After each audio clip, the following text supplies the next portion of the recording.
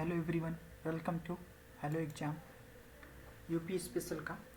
मैं आप लोग को पंचायती राज इंस्टीट्यूशन का लेक्चर स्टार्ट कर दिया था।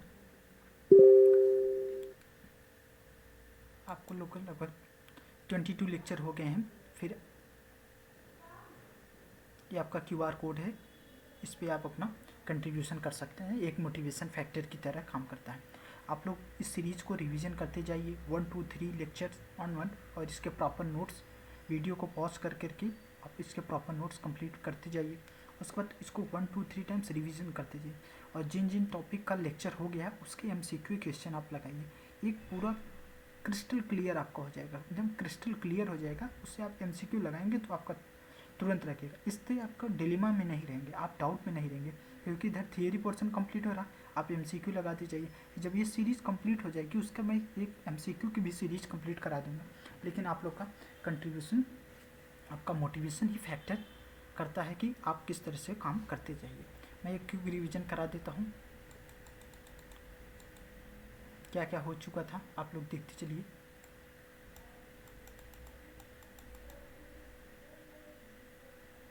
एक बार स्टार्टिंग से एक सब मैं करा देता हूँ, फिर इसमें क्या क्या रहा है ये सब चीज़ों को देखते रहिए। देखिए, अब देखिए, प्रमुख राज इंस्टीट्यूशन लखनऊ का हो गया।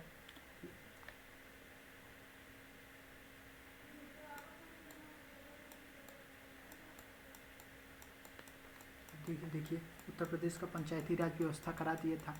कार्यपालिका, नौकरशाही, राजपालिका, आपका Lok Sabha, Rajya Sabha majority, local self government, ग्राम प्रधान, फिर जनगणना, रिपन काल, मेयो कॉल, फिर उसके बाद आपका पंचायती राज इंस्टीट्यूशन, स्वतंत्रता, ग्राम प्रधान, डीपीएसपी, आर्टिकल 40, उसके बाद 3 लेबल, कम्युनिटी लेबल, 2 अक्टूबर को राष्ट्रीय प्रसार दिवस अमेरिका, फिर उसके बाद आपका 2 अक्टूबर को आंध्र प्रदेश कहाँ से स्टार्ट हुआ, आंध्र प्रदेश हुआ पहला, लागू हुआ।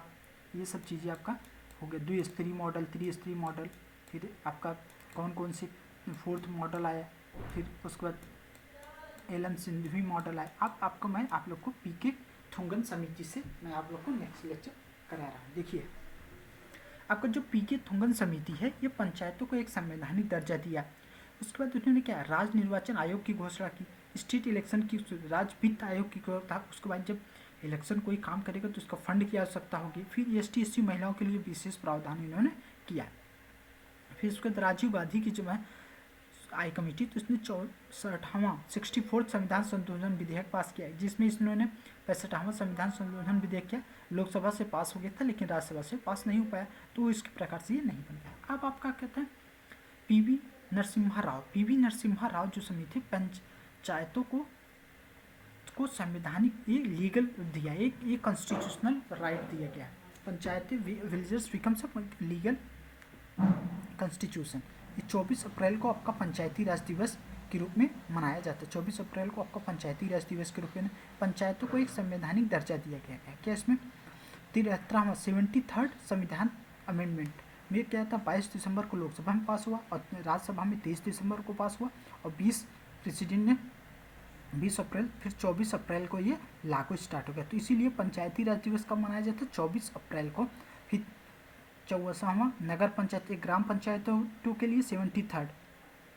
तो हमेशा क्यों उसमें ग्राम पंचायत मतलब जो अधिनियम बना किस अमेंडमेंट के थ्रू बना, तो ये कॉन्स्टिट्यूशनल बॉडी बनी, तो ये आपका 73rd अमेंडमेंट के तहत। उस पर 74th अमेंडमेंट के तहत आपका कौन सा बना, नगर पंचायत। तो 73rd 74th, तो ये कॉन्सेप्ट है BA किए हैं कि नहीं @73। तो 73 में आपका ग्राम पंचायतों का अधिकार मिला। 24 अप्रैल को ग्राम पंचायत दिवस मनाया गया। फिर 74th अमेंडमेंट के तहत नगर पंचायतों का बनेंगे। 22 दिसंबर को लोकसभा में पास हुआ, 23 दिसंबर को राज्यसभा में, उसको प्रेसिडेंट ने 20 अप्रैल को इस पे सिग्नेचर किया, और ये लागू कब हो गया, 1 जून से हो गया। तो नगर पंचायत को किस अधिनियम से, 74th, और 73rd से आपका, अब 73rd अमेंडमेंट से आपका ग्राम पंचायत ये 24 अप्रैल से लागू कर दिया गया। इसमें क्या 73rd अमेंडमेंट कब हुआ, 11वीं अनुसूची, ये आपकी किस अनुसूची में डाला गया आपका, इसमें 11वीं अनुसूची में आपका 11th शेड्यूल में आपका डाला गया। एक ग्राम पंचायत, इसके 29 कार्य होते हैं, ग्राम पंचायत के 29 कार्य होते हैं। आप बता देंगे तो मैं इसका कमेंट करेंगे तो इसके 29 जो फंक्शन है उसको भी बता दूंगा। वैसे आप सर्च करेंगे तो पा जाएंगे, अवेलेबल रहता है, लेकिन यह कि उसमें क्लियर करिएगा क्या क्या आपका फंक्शन होता है, क्या क्या आता है। इसमें पार्ट इसको ग्राम पंचायतों को 9 पार्ट में रखा गया। उसके बाद ये आर्टिकल 243 से 243 से लेकर 243 ओ तक इसमें 16 अनुच्छेद है, 16 अनुच्छेदों के बारे में इसमें बताया गया। ABCD आप प्रयास करेंगे कहेंगे तो मैं उसके कार्ड जो इम्पॉर्टेंट है 4 5 6 मतलब कर्तव्य, क्या क्या ड्यूटी, क्या क्या होता है, ABCD गठन, इलेक्शन, ये सब उनके फंक्शन होते हैं। इस चीज़ को मैं आपको बता दूंगा।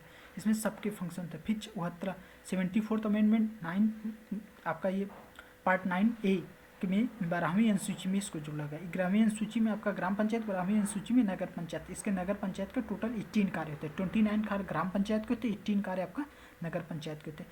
फिर ये आगे 243P वो तक वो था, और उस पर 243 से ZG तक ये आपके नगर पंचायत होते हैं। मतलब आर्टिकल जैसे ABCDEFGHIJKLMNO वो तक आपका ग्राम पंचायत, ओ के बाद आपका P से लेके ZG तक 18 आर्टिकल इसमें रहते हैं, आपके नगर पंचायत में आते हैं। देखिए इसमें कितने सदस्य होते हैं, PQRSTUVWS सदस्य होते हैं। तो आपका ग्राम पंचायत अभी इसका जो बॉडी है उसका एक फंक्शन जो होता है उसके बारे में मैं देखिए पहले ये इसमें इसका जो मैं आप लोगों को बता देता हूँ कैसे इसकी फंक्शनिंग होती है, जल्दी किसी को समझ में आता नहीं है।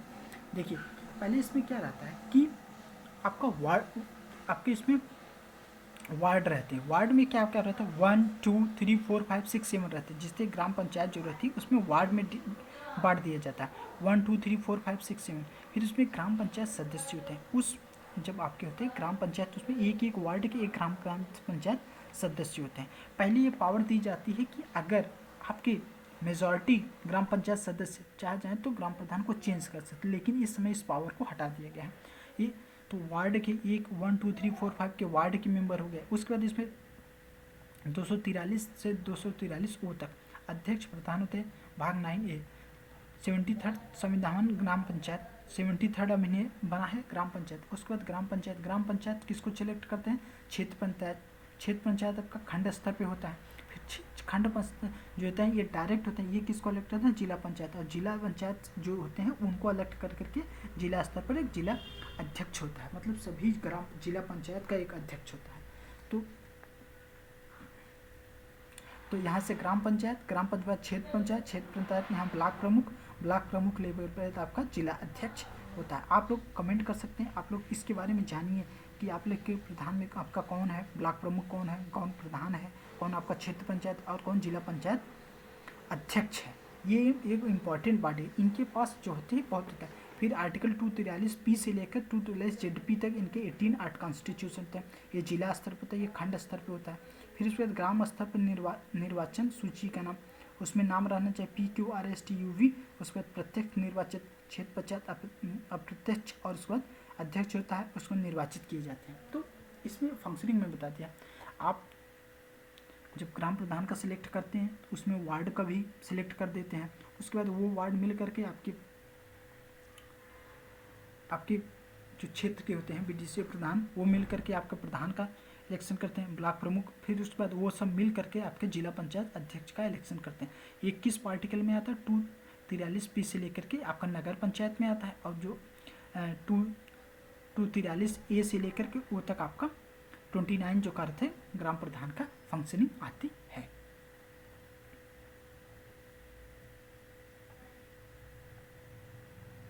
फिर 74वां संशोधन कब हुआ, 1993 में हुआ। उसी के तौर में नगर पंचायत 243 से लेकर के 243 ZG तक हुआ। भाग 9 पार्ट 1 का बना। फिर 12वीं अनुसूची में इसको डाला गया। 18 कार्य होते हैं नगर पंचायत के, नगरों के उनकी जनसंख्या के एवं प्रकार के आधार पर 3 भागों में उनको बांटा गया है।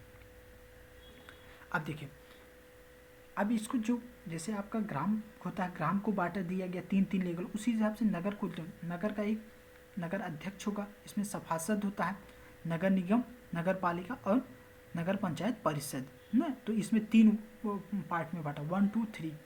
नगर निगम एक सभासद होता है, नगर निगम, फिर उसके बाद नगर पालिका, उसके बाद नगर पंचायत परिषद। कस्बों में छोटे छोटे में तय, मध्य नगर में बटत और महानगर में 10 लाख से अधिक। जहाँ पे महानगर होते हैं वहाँ पे 10 लाख से अधिक इस लोग को बांटा गया है। फिर ग्राम सभा 243 ए का जो है आर्टिकल 243 ए जो है ये ग्राम सभा की बताता है कि ये ग्राम सभा होती है, ये आर्टिकल आता है। इसकी मतदाता सूची में उपस्थित पंजीकृत सभी मतदाता जिनकी उम्र 18+ या सभी व्यक्ति जो उस ग्राम पंचायत के अंतर्गत आते हैं। तो ग्राम सभा में वोटिंग राइट कब मिलता है? जब जो आदमी उस ग्राम सभा का हो, 18+ उसकी आयु हो गई, उसकी मतदाता सूची में नाम आता है। तो इम्पॉर्टेंट जो है इसके बारे में बता दिया गया है। 18+243 के अंतर्गत आता है। इसके महिला का रिजर्वेशन 13, ST SC का अनुपात, इतना आपके बारे में है। That's all, thank you, have a nice day, God bless you.